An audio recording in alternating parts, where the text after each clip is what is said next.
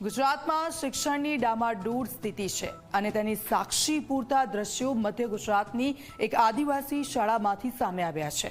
આ એવી શાળા છે કે જ્યાં ભારતનું ભવિષ્ય તંબુ નીચે ભણી રહ્યું છે।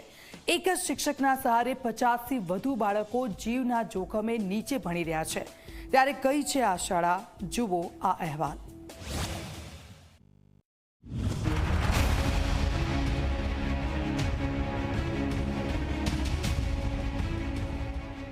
આ દ્રશ્યો છે છોટાઉદેપુર જિલ્લાના ક્વાંટ તાલુકાની ઘટોલ પ્રાથમિક શાળાના, જ્યાં 55થી વધુ આદિવાસી બાળકો તાડપત્રીના તંબુમાં ભણે છે। ગુજરાત સરકારના વિકસિત ગુજરાતના દાવાઓ વચ્ચે આ શાળાની દયનીય સ્થિતિ શિક્ષણ વ્યવસ્થાની પોલ ખોલે છે। આ શાળા પહેલા જર્જરિત મકાનમાં ચાલતી હતી, જે તોડી પડાયું, પરંતુ નવું બિલ્ડિંગ બન્યું નથી। ગામના લોકોએ પોતાના પ્રયાસે વાંસ અને તાડપત્રીથી તંબુ બનાવ્યો, જ્યાં બાળકો ઠંડી, ગરમી અને વરસાદમાં જીવના જોખમે અભ્યાસ કરે છે। એક જ શિક્ષક ધોરણ 1 થી 5ના 55 બાળકોને ભણાવે છે। સ્કૂલની હાલત તો અમે ગામ લોકો ભેગા થઈને એક દિવસ ગામ લોકો ભેગા થઈને જે ઉપર વાસ લાવીને મૂકીએ, તાડપત્રી સરખી કરીએ, એવું કરીએ છીએ। પોતાના કરજે હા, ગામ લોકો બધા ભેગા મળીને કરીએ।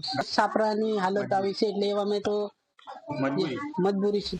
છોટાઉદેપુરના આદિવાસી વિસ્તારમાં શિક્ષણની આ દયનીય સ્થિતિ છે।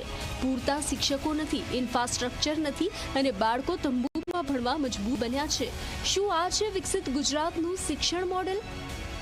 નજીકના મકાનમાં વૈકલ્પિક વ્યવસ્થાના ભાગ સ્વરૂપે વિદ્યાર્થીઓને બેસવા માટેની વ્યવસ્થા માટે સૂચના આપી દેવામાં આવેલી છે અને સંબંધિત કવાંટ તાલુકાના ટીઆરપી સાથે પણ પરામર્શ કરી તાત્કાલિક ધોરણે ત્યાં મલ્ટીપર્પઝ સેલ બને અને કમ્પાઉન્ડ વોલનું પણ આયોજન થાય એ મુજબની સૂચના આપી દેવામાં આવેલી છે।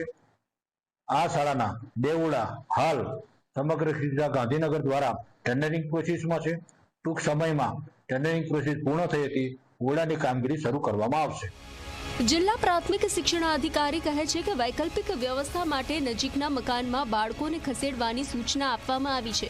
2 ઓરડાનું ટેન્ડરિંગ ચાલુ છે, પરંતુ ક્યારે પૂર્ણ થશે તેની કોઈ નિશ્ચિત તારીખ નથી। ગ્રામજનોનો આક્ષેપ છે કે સરકારની ઉદાસીનતાને કારણે બાળકોનું ભવિષ્ય જોખમમાં છે। પવનની ઝડપ વધે તો તંબુ પડી શકે છે, પરંતુ તંત્ર ધ્યાન નથી આપતું। ઘટોલ ફળિયાની અંદર પ્રાથમિક ગ્રુપ શાળા આવેલી છે, એમાં 1 થી 5 બાળકો છે। હાલ રજીસ્ટર પ્રમાણે 55 બાળકો છે, એમાં 1 શિક્ષક છે। હવે સરકાર શિક્ષણની વાત કરે છે તો શિક્ષણ તમે આ જોઈ શકો છો, આ પરિસ્થિતિ અમારી છે।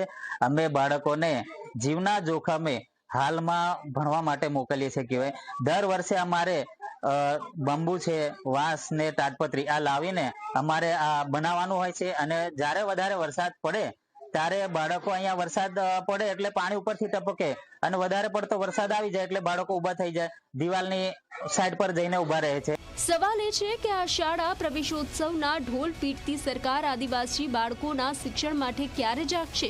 શું આ બાળકોનું ભવિષ્ય તંબુની છત નીચે જ રહેશે?